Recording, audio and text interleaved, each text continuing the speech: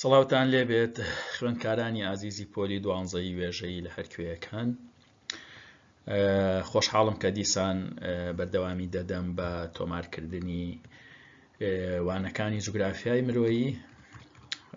لەوانەی ڕابردوودا سەرەڕایی باسکردنی نشینگە گوندیەکان و شێوەی نشینگەکانیان و کاریگەری شۆڕشی پیشەسازیشمان لەسەر ئاواکاری لادێ یاخود گوند خستە ڕوو. لەم وانەیەدا باسی ئاواکاری شار دەکەین. ئەڵبەت بەلای ئێمەوە لایەنە جوگرافیەکەی گرنگە. لە هەمان کاتیشا بایەخ بە مێژووی گەشە سەندنی شارنشینی و پۆڵێنی نشینگە شارستانیەکان و بەکارهێنانی زەوی شارەکان دەدەین.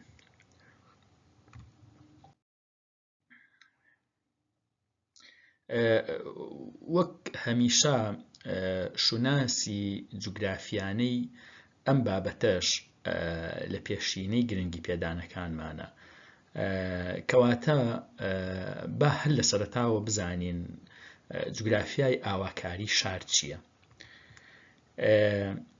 جوگرافیای ئاواکاری شار زانستێکە باس لە دابەشبوونی جوگرافی شارەکان و پەیوەندی نێوان ئەم دابەشبوونە بە دیاردەکانی ترەوە لێک دەداتەوە. با لێرەدا سەرنجتان بۆ شتێک ڕابکێشم. کرۆکی زانستی جوگرافیا لە هەر بوارێکدا ئەوەیە کە لە دابەشبوونی جوگرافی دیاردەکانە کۆڵێتەوە و کارلێک و پەیوەندی دیاردەکە بە دیاردەکانی ترەوە نیشانەدا. هەر بۆیە پێناسەی هەر دیاردەیەکی جوگرافی لە ناویشیاندا جوگرافیای ئاواکاری شار کە دەیکەین بەوە دەست پێ دەکەین کە زانستێکە باس لە دابەشبوونی جوگرافی دەکات و پەیوەندی نێوان دیاردەکان لێکەداتەوە. ئەگەر زیاتریش بچینە وردەکاریەوە اینجا ئەڵێن شێوازەکانی بەکارهێنانی زەوی لەگەڵ ئەو هۆکارانەی کاریگەریان هەیە لەسەر گەشە سەندن و پێشکەوتنی شارەکان، وەک ژێرخان، وەک گەشە سەندنی ئابووری و دانیشتوان، لە ڕووی ژمارە و چۆنێتیەوە ئەڵبات و تەنانەت لە ڕووی خاسەتە کۆمەڵایەتیەکانیانەوە، بە چه ئامانجێک بە ئامانجی تێگەیشتنی پەیوەندی ئاڵوگۆڕکێ لە نێوان هۆکارە مرۆیی و ژینگەییەکان لە ناو شاردا. تکایە دیسان جەخت لەوە دەکەمەوە لە هەر کایەیەکدا لە هەر شوێنێکدا ئەگەر قەرار بوو پێناسەی جوگرافیانەی دیاردەیەک بکەین، یەک بنەمای سەرەکیمان هەیە کە بنەمایەکی ئاسان و سادەیە. ئەویش ئەوەیە کە ئەتوانین ئەم پێناسەیە وەربگرین و بۆ دیاردە جوگرافیەکانی تریش بەکاری بهێنینەوە. ئەویش ئەوەیە کە جوگرافیا یاخود جوگرافیای دیاردەیەک، هەر دیاردەیەک بێت، شار، گوند، جوگرافیای سروشتی، جوگرافیای مرۆیی، جوگرافیای بەرز و نزمی، جوگرافیای ئاو هەوا، هەر دیاردەیەکی جوگرافی بێ، ئەڵێن جوگرافیای دیاردەکە زانستێکە کە لە دابەشبوون و شوێنی جوگرافیای دیاردەکە دەکۆڵێتەوە و پەیوەندی و کاریگەری دیاردەکە لەگەڵ دیاردەکانی تر شی ئەکاتەوە. هیوادارم ئەوە ڕوون بێت و لە هەر وەختێکدا ویستان پێناسەی دیاردەیەکی جوگرافی بکەن، ئەوەندە بەسە کە شوێن یان دابەشبوون و پەیوەندی و کاریگەری نێوان دیاردەکان لەسەری بزانن. ئیتر لە سیاقی ئەمەیە ئەکرێ وردەکاری زیاتر بنووسیت.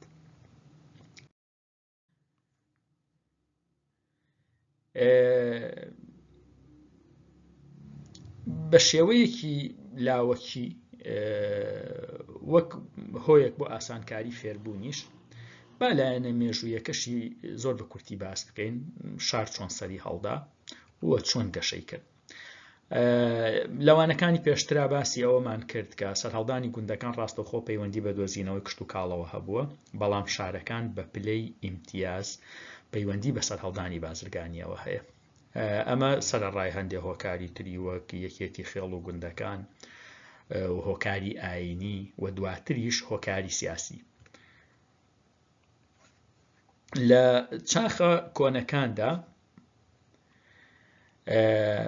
لە سەرەتادا لە نزیکی سەرچاوە ئاویەکان بە تایبەتی ڕووبارەکانی شتەجێبوون، هاوشانی خاکی بەپید بە مەبەستی کشت و کاڵ و بازرگانی و بە مەبەستی سەربازی و کشاری ئەریدۆ و ئور و لەکش لە میسۆپۆتامیا لەسەر ڕووباری دیزدە و فورات و شارەکانی سەر ڕووباری نیل و نیمچە دوورگەی هەندی لە کەناری ڕووباری سند و شارەکانی سەر ڕووباری زەرد لە باشووری چین و جگە لەمە لە سەدەکانی ناوەڕاستدا کە ئاینداری زۆر لە گەشەدا دەبێت، ناوەندی شار و شارۆچکەکان دەبنە ناوەندی ئاینی ناوچەکان. خۆی لە ڕاستیە ئاین لەم قۆناغەدا بە تایبەتی لە خۆرئاوادا وەک شتێکی دابڕاو نییە لە دەسەڵاتداریەتی و شتێکی دابڕاویش نییە لە بازرگانی و مشەخۆری لەسەر خۆشخەیاڵی خەڵکی. لەم قۆناغەدا سەنتەرە دینیەکان هەم سەنتەری کۆکردنەوەی خێر و خێرات و داهاتێکی زۆر و زەوەندیشن. ئاین لەم قۆناغەدا باڵاترین فۆرمی بازرگانی و مشەخۆریە بە ڕادەیەکی وەها کە نەک تەنها مامەڵە بە هەموو شتەکانی دنیاوە دەکا، کار گەیشت بۆ مامەڵەکردن و کڕین و فرۆشتنی ئەمان بکڕین و فرۆشتن بەو دنیاشەوە. هاوکات لەگەڵ ئەوەدا کە شارەکان ببوونە ناوەندی ئاینی، لە هەمان کاتە بازرگانیش گەشەی بەخۆیەوە بینی بوو، شارەکان ببوونە ئاوەدانیەکی لەبار بە بازرگانی و کڕین و فرۆشتنی کەلوپەل و کاڵاکان و گیانداران و حتا بازرگانیکردن بە مرۆڤیشەوە، مەبەستمان لەوانەیە کە بە کۆی لەکرابوون. و لەم قۆناغەشدا شار بە شێوەیەکی خۆبەخۆ مەرکەزیەتێکی سیاسی و فەرمانداریش دەهێنێتە بوون، وەک شاری ئەنگور یاخود ئەنکور گوکە بەیەکەوە کە دەکەوێتە وڵاتی کەمبۆدیا. ئەم شارە مێژووەکەی بۆ سەدەی نۆیەمی زاینی دەگەڕێتەوە. شارێکی ئاینی و بازرگانی گەورە بووە، جاوەک پێشتر وتم زۆربەی کات ئاین و بازرگانی و سیاست بە جۆرێک دەچڕژێنە یەک، زۆر زەحمەتە لێک جاکردنەوەیان. ئەم شارە لە سەردەمی فەرمانڕەوایی میرنشینی خەمیردا بنیادنرا، نەک هەر بازرگانی لەژێر ڕکێفی فەرمانڕەوادا بوو، بەڵکو فەرمانڕەواکان وەک میرەکان هەر خۆیان خواوەند و پەرسترا و پیرۆز بوون. ئەم دۆخی لێک ئاڵانی سەرمایە و ئاین و دەسەڵاتە پێکەوە دۆخێکە تا ڕۆژگاری ئەم ڕۆژمان لێرە و لەوێ لە شێوازی جیاوازدا هەرماوە. یاخود شاری بەغداد وەک لە سڵایدەکەدا دیارە کە لە سەدەی هەشتەمی زاینیدا وەکو سەنتەرێکی ئاینی کە پایتەختی خەلافەتی عەباسی بوو، لە هەمان کاتە ناوەندێکی سیاسی و فەرهەنگی ڕۆژهەڵاتی ناوەڕاستیش بوو. سەرهەڵدانی شۆڕشی پیشەسازیش گڕوتاوێکی تری بە گەشەی شار و شێوازەکانیدا. هەر لە ماوەیەدا شێوە شاری پیشەسازی دەرکەوت، بە تایبەت لە خۆراوای ئەوروپا لە سەدەی هەژدا و لە ئەمریکای باکوور لە سەدەی 19. ئەم شارانە بەهۆی زۆری هەلی کار و بەرزی ئاستی داهاتەوە قەرەباڵخیەکی زۆر ڕووی تێکرد، بوو بەهۆی کۆچی بەلێشا و لە گوند و شار و وڵاتانی ترەوە. لە گرنگترین ئەو شارانە شاری مانچستەری بەریتانیایە کە دەکەوێتە باکووری خۆراوای ئینگلتەرا. زۆر کەس بە یەکەم شاری پیشەسازی جیهانی دەزانن. بێگومان لە پاش ئەمەوە لە هەندێک وڵاتی تریش لەم جۆرە شارانە دەرکەوت. بۆ ئەوەی زۆر لەسەر ئەم بابەتە نەڕۆین کە نرخێکی ئۆتۆجگرافی نییە، دەچینە سەر بەشێکی تر بە ناوی بۆڵێنکردنی نشینگە شارستانیەکان. لێرەدا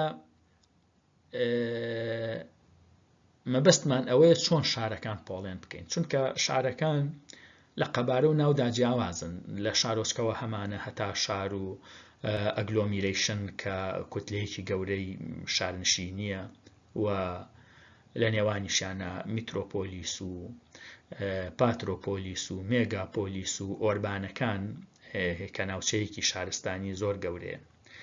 حتا لە ئێستادا ئینتەرکۆنتینێنتاڵ سیستەم و وۆڵد سیستەمیش هەیە کە یەکێتی گەورەی بازرگانی و ئابوورین لە دنیاە.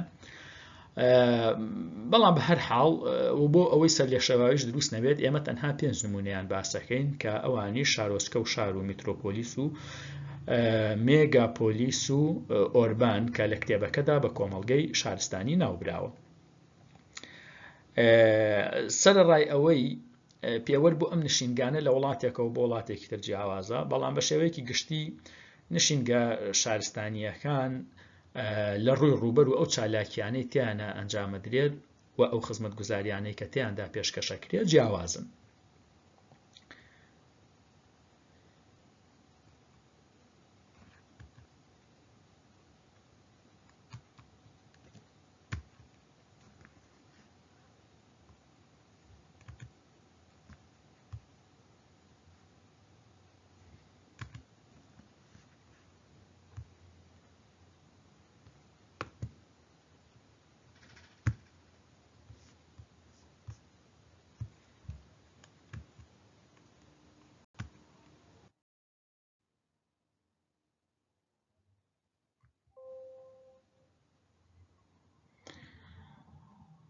ببورن دابڕانێک دروست بوو.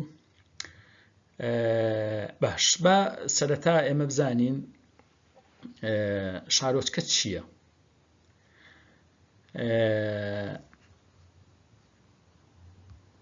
لێرە پێناسە و شتەکەی هەیە ئەگەر ورد نەبێ.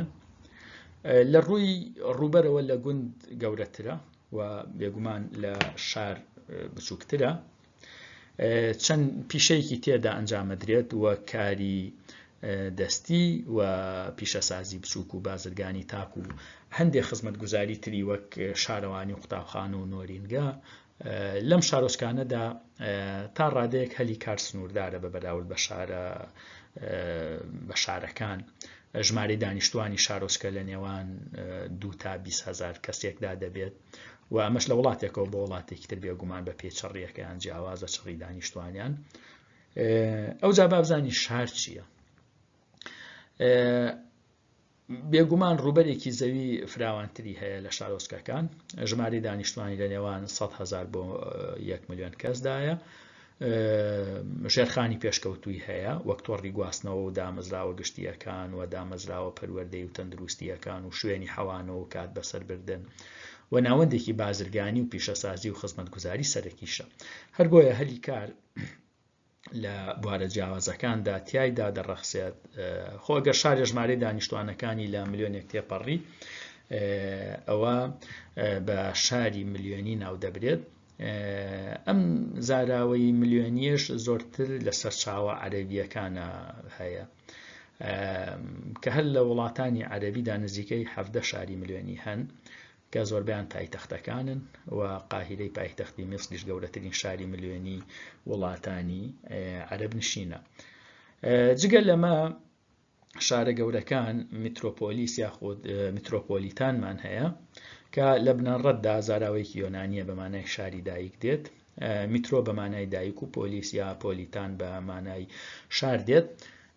لە زمانی یۆنانیدا بەم جۆرە ناونراوە میترۆپۆلیتانی یاخود میترۆپۆلیس. ئەم جۆرە شارە شارێکی گەورەیە کە شار و شارۆچکە و ناوچەکانی دەوروبەری خۆی قوت داوە. کاریگەری ئابووری و کۆمەڵایەتی لەسەر ناوچەکانی دەوروبەری هەیە لە ڕووی ژمارەی دانیشتوانەوە لە وڵاتێکەوە بۆ وڵاتێکی تر جیاوازە. بۆ نمونە لە هیندستان ژمارەی دانیشتوانی لە نێوان 1 تا 10 ملیۆن کەسدایە لەبەرەوەی چڕی دانیشتوان لە هیندستان زۆرە وەک شارەکانی دەلهی و بۆمبای و کەلکەتا و تاوەکو دوایی. بەڵام لە کەنەدا وەک لە سەرچاوەکەدا نووسراوە زیاتر لە 5 ملیۆن کەسە. بەداخەوە هەڵەیەکی ترە خۆی لەبەر ئەوەی ژمارەی دانیشتوانی کەنەدا زۆر کەمترە بە بەراورد بە هیندستان بۆیە میترۆپۆلیسەکانی کەنەدا ژمارەی دانیشتوانیان کەمە. شارێکی وەک ئیدمۆنتۆن کە لە کەنەدایە و بە میترۆپۆلیس حساب دەکرێت دانیشتوانەکەی نزیکەی 1 ملیۆن کەسە. بە ئەمەش بچێتە پاڵ هەڵەکانی تری منهەجەکە بەداخەوە کە زۆر بە تاسەوە چاوەڕێ بووین کە منهەجێکی باش جێگەی منهەجە خراپەکەی جوگرافیای ئابووری بگرێتەوە. بەڵام تر هیوادارم لە چاپەکانی ئایندەدا سەرنجێکی ورتر بدرێن و هەڵانە ڕاستکرێنەوە. خۆلاسەی کەلام گەورەترین شاری میترۆپۆلیتانی لە جیهاندا شاری تۆکیۆیە لە ژاپۆن کە لەسەر ڕووبەرێکی فراوانی زەویدا درێژ بۆتەوە کە کاتە نزیکەی 10,000 کیلۆمەتر دووجا و زیاتر لە 30 ملیۆن دانیشتوانی هەیە. پاشان مێگاپۆلیسمان هەیە یان شارە زۆر گەورەکان. ئەم زاراوەیەش هەر یۆنانیە بە مانای شاری زەخم یان زەبەلاح یان فراوان دێت. یەکەم جار ئەم زاراوەیە لە لایەن جانگۆتمانی جوگرافی ناسی فەڕەنسیەوە بەکارهاتووە بۆ ئەو شارانەی کە لە ئەنجامی یەکگرتنی چەند شارێکی گەورەی میترۆپۆلیسیەوە دروست بوون.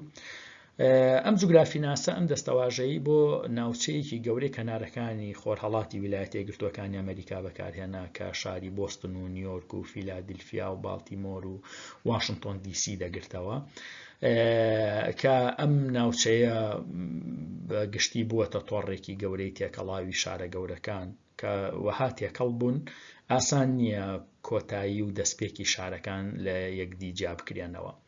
دوایەمین نمونە کە باسی بکەین کۆمەڵگەی شارستانیە، جا نازانم چەندە لەگەڵ ناوە ئەنگلیزیەکەی دێتەوە کە ئۆربانە کە بە عەرەبی مەنتیقە حەضەریەی پێ ئەوترێت. ئەم جۆرە بۆ یەکەم جار لە سەرەتاکانی سەدەی 19 هەم لە ئەوروپا سەری هەڵدا بریتیە لە ناوچەیەکی گەورە و لە ئەنجامی تێکەڵبوونی چەند شارێکی گەورە و شارۆچکە و ئاوەدانیەکانی نێوانیان دروست بووە. لە سەرەتادا لە یەک دوور بوون بەڵام بەهۆی فراوان بوونەوە تێکەڵ بوون. لە کاتێکە هەر شار و شارۆچکەیەک تایبەتمەندی خۆی پاراستووە و کاریگەریشیان لەسەر یەکتری هەیە واتە شارێکی فرەسەنتەرە لە ڕووی پیشەسازی و بازرگانی و حتا لە ڕووی فەرهەنگیشەوە، وەک ناوچەی ڕۆر لە ئەڵمانیا کە زیاتر لە 20 شار لە خۆی دەگرێت. ئەوجا بینە سەر بابەتی بەکارهێنانی زەوی شارەکان. مەبەست لە بەکارهێنانی زەوی بۆ ئەو کار و چالاکیانەیە کە مرۆڤ لەسەری ئەنجامیان ئەدات بەم پێەیە واتە دابەشبوونی زەوی شار بەسەر کار و چالاکیە جۆر بە جۆرەکانە بە مەبەستی خزمەتکردنی دانیشتوانی شارەکە و دەوروبەری کە گرنگترین جۆرەکانی بریتین لە بازرگانی یا بۆ مەبەستی بازرگانی، بەکارهێنانی زەوی بازرگانی و نیشتەجێبوون و پیشەسازی و گواستنەوە و بەکارهێنانە گشتیەکان و دواتریش زەوی بەتاڵ کە ئێستا یەک بە کورتی لەم بارانەوە دەدوێن.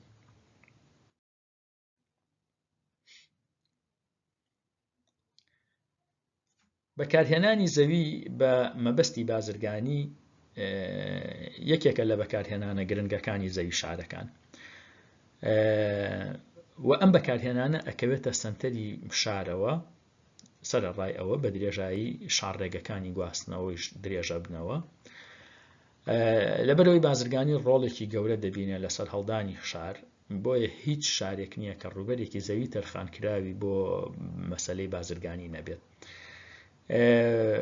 فراوانی ئەو ڕووبەرش پەیوەندی بە فراوانی پەیوەندیە بازرگانیەکانەوە هەیە لەگەڵ ناوچەکانی دەوروبەری. هەندێک تایبەتمەندی هەیە لەوانە ئەو ڕووبەری کە داگیری ئەکا ڕووبەرێکی بچووکە، بۆ نمونە لە هەندێک شاردا لە ویلایەتە یەکگرتووەکانی ئەمریکا تەنها لە 400 کۆی ڕووبەری شارەکان داگیرەکە. ئەم بچووکیە بە جۆرێک لە جۆرەکان پەیوەندی بە چیەوە هەیە، پەیوەندی بە بەرزی و گرانی نرخ و کرێی شوێنەکەوە هەیە. بەڵام هەر لەو شارانەی ویلایەتە یەکگرتووەکانی ئەمریکادا زیاتر لە 140 کارگەرانی شارەکە لە دەوری ئەم چالاکی ئابووریە کۆبوونەتەوە. واتە ڕووبەرێکی کەمی هەیە بەڵام هێزێکی کاری زۆری هەیە.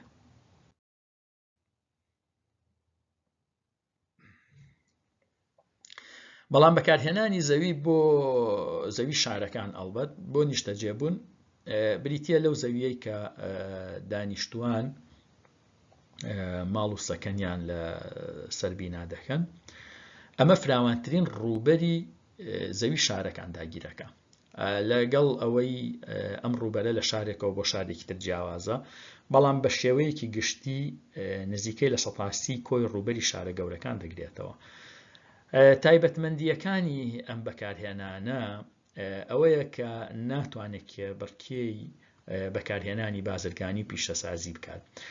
لە کاتی بەرزبوونەوەی نرخ و کرێی زەویدا زۆر جار ئەمە ئەبێتە هۆی پاشەکشەی ڕووبەری دانیشتوان بۆ ناوچەی بازرگانی پیشەسازی واتە لە ڕووبەری ناوچەی دانیشتوان کەم ئەبێتەوە و ئەو ناوچانە ئەبن بە ناوچەی بازرگانی یاخود دەبن بە ناوچەی پیشەسازی یاخود لەبەر ئەوەی چالاکی بازرگانی پیشەسازی قازانجی زۆرە بۆیە پارەی زۆر دەدەن تا چالاکیەکەیان لە شوێنێکا جێگیر بکەن خەڵکی کاتێکە شوێنی نیشتەجێبوونەکەیان دەبێتە بازرگانی یان پیشەسازی خێرا بە نرخێکی بەرز دەیفرۆشن یان دەیگۆڕن بۆ شوێنی بازرگانی و پیشەسازی.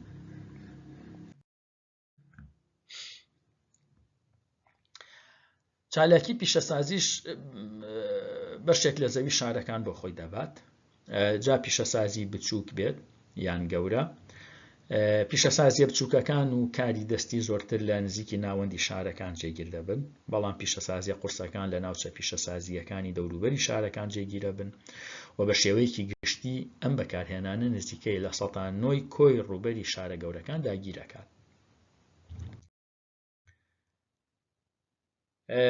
بەکارهێنانی زەوی بە مەبەستی گواستنەوە شتێکی ترە لە بەشەکانی شار ئەم بەکارهێنانە نزیکەی لە 120 ڕووبەری شار داگیرەکە بە شێوەیەکی گشتی ڕووبەرەکەی لە ناوەندی شاردا زیاترە هەتا بەرەو کەناری شارەکان بڕن کەمە بێتەوە. گواستنەوە هەم هۆکارێکی گرنگە بۆ بەستنەوەی بەکارهێنانەکانی شار بەیەکەوە هەم هۆکاریشە بۆ فراوانبوونی شار و گەشەکردنی جۆرەکانی تری وەکو پیشەسازی و بازرگانی. ئەم بەکارهێنانە چی ئەگرێتەوە هەموو ڕێگەکانی هاتوچۆی وەک ڕێگە و شەقامەکان و شوێنی وەستان و هێڵ و وێزگەکانی شەمەندەفەر و میترۆ و بەندەرەکانی سەر ڕووبار و کەنار دەریاکان ئەگرێتەوە. بەکارهێنانە گشتیەکانیشمان هەیە کە نزیکەی لە 115 کۆی ڕووبەری شارەکان پێک دەهێنن تەرخانن بۆ پەروەردە و خوێندن و تەندروستی و بەکارهێنانی ئاینی وەکو مزگەوت و کەنیسە و پەرستگاکانی تر بەکارهێنانی خۆشگوزەرانی وەک پارک و یاریگە و تادوایی و هەمیشەش لە شارەکاندا هەندێک زەوی هەن کە بە بەتاڵی ماونەتەوە بە گشتی ڕووبەری ئەم زەویە بەتاڵانە نزیکەی لە 103 کۆی ڕووبەری شارەکانە ئەمانە چەند نمونەیەک بوون لە بەکارهێنانی زەوی شارەکان بە هیوایەوەی پێشەوانەی ئەم زەویە بەتاڵانەی شار وانەکەمان کەڵکێکی هەبوو بێت.